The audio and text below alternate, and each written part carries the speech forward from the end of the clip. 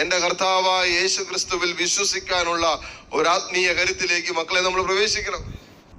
അത്ഭുതങ്ങളില്ലാതെ, അടയാളങ്ങളില്ലാതെ എന്റെ കർത്താവായ യേശു ക്രിസ്തുവിൽ വിശ്വസിക്കാനുള്ള ഒരു ആത്മീയ കരുത്തിലേക്ക് മക്കളെ നമ്മൾ പ്രവേശിക്കണം. നിന്റെ ജീവിതത്തിൽ നീ ഒരടയാളങ്ങൾ കണ്ടില്ലെങ്കിലും ദൈവം ദൈവമാണ്. നിന്റെ ജീവിതത്തിൽ ഇന്നോളം ഒരടയാളങ്ങളും പ്രവർത്തിച്ചിട്ടില്ല എന്ന് നീ മനസ്സുകൊണ്ട് ജീവിതം കൊണ്ട് എത്ര വട്ടം സമർത്ഥിക്കാൻ ശ്രമിച്ചാലും എന്ന് കരുതി ദൈവത്തിന്റെ അസ്തിത്വത്തെ നിനക്ക് നിഷേധിക്കാൻ പറ്റില്ല. നീ അങ്ങനെ നിഷേധിച്ചാലും ദൈവം ദൈവമല്ലാതാകില്ല, ദൈവം ദൈവമില്ലാതെ ആകുകയുമില്ല. ഈ നിരീശ്വരവാദികൾ വിശ്വസിക്കുന്നുണ്ട് ഒന്നുമില്ലായ്മയിൽ നിന്നും എന്തോ ഉണ്ടായെന്ന്, അല്ലെ? ബിഗ് ബാങ് തിയറി എന്നൊക്കെ പറയുന്നത്. പെട്ടെന്നൊരു ഭൂകം പോലെ ഉണ്ടായി, അപ്പൊ അതുണ്ടായി, ഇതുണ്ടായി, ഒന്നുമില്ലായ്മയിൽ നിന്ന് എല്ലാം ഉണ്ടായെന്നാ പറയുന്നത്. ആദ്യം ഇത് വന്നു, പിന്നെ ജീവന്റെ ഒരു അംശം വന്നു, അതിൽ നിന്ന് അടുത്ത് ഇങ്ങനെ പരിണാമം പ്രാപിച്ച് ഒക്കെ വന്നു. പക്ഷെ അതിന്റെ ആദ്യ കണ്ണി എവിടെ നിന്ന് വന്നെന്ന് ചോദിച്ചാൽ ഇപ്പോഴും അറിയത്തില്ല. അതെങ്ങനെയോ വന്നു. ജീവന്റെ ആദ്യ അംശം എവിടെ നിന്നുണ്ടായി? പറ. ജീവന്റെ ആദ്യ അംശം എവിടെ നിന്ന് വന്നു? തനിയെ വന്നു എന്നാ പറയുന്നത്. അപ്പൊ അതും അവർ വിശ്വസിക്കുന്നതാണല്ലോ, അതും അവരുടെ വിശ്വാസമാണല്ലോ.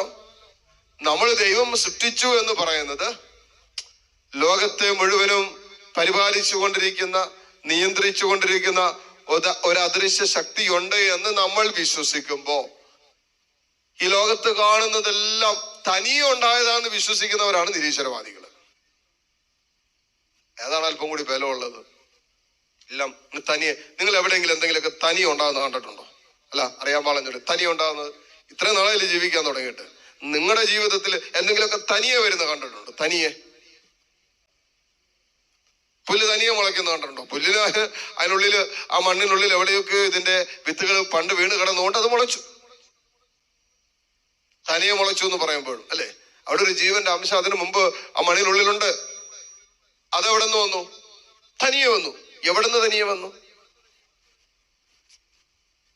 മനുഷ്യൻ കുരങ്ങിൽ നിന്ന് വന്നു. കുരങ്ങ് എവിടെ നിന്ന് വന്നു? കുരങ്ങ് പട്ടിയിൽ, പട്ടി പൂച്ചയിൽ നിന്നു. ഇങ്ങനെ പോക്കോട്ടെ. ഈ പറയുന്ന അവസാന കണ്ണി എവിടെ നിന്ന് വന്നു? പറ. ഈ പറയുന്ന അവസാന കണ്ണി എവിടെ നിന്ന് വന്നു? അത് ദൈവത്താൽ സൃഷ്ടിച്ചതാണെന്ന് ഈ പറഞ്ഞുകൊണ്ടിരിക്കുന്നത്.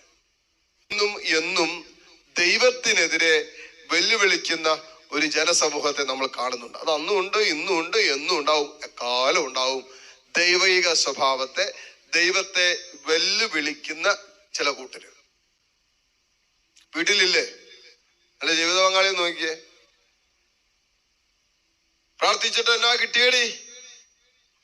പള്ളിയിൽ പോയിട്ട് എന്നാ കൊണ്ടുവന്നടി? രാവിലെ മുതൽ വൈകിട്ട് വരെ ഇരുന്ന് പ്രാർത്ഥിച്ചിട്ട് നീ എന്നാടാ ഇവിടെ ചെയ്തേക്കുന്നേ? രാവും പകലും പ്രാർത്ഥിച്ചിട്ട് ഒന്നുമില്ലാത്ത അവസ്ഥ, അല്ലേ? സത്യം പറ, കേട്ടിട്ടില്ലേ? ഉണ്ടല്ലോ. മനുഷ്യന്റെ ചിന്ത എന്നാന്നറിയോ? ഇപ്പോ ചില മനുഷ്യരുടെ ചിന്ത, മനുഷ്യൻ പറയുന്നിടത്ത് പറയുന്നത് പോലെ ദൈവം പ്രവർത്തിക്കണമെന്ന്. ഇതിപ്പോ ആരാ ദൈവം? നീയോ ദൈവമോ? ചിലടൊക്കെ ചിന്ത, ഞാൻ പറയുന്നിടത്ത് പറയുന്നത് പോലെ എന്റെ ദൈവം പ്രവർത്തിച്ച ഞാൻ ദൈവത്തിൽ വിശ്വസിക്കാം. അങ്ങനെ നീ വിശ്വസിക്കണ്ട.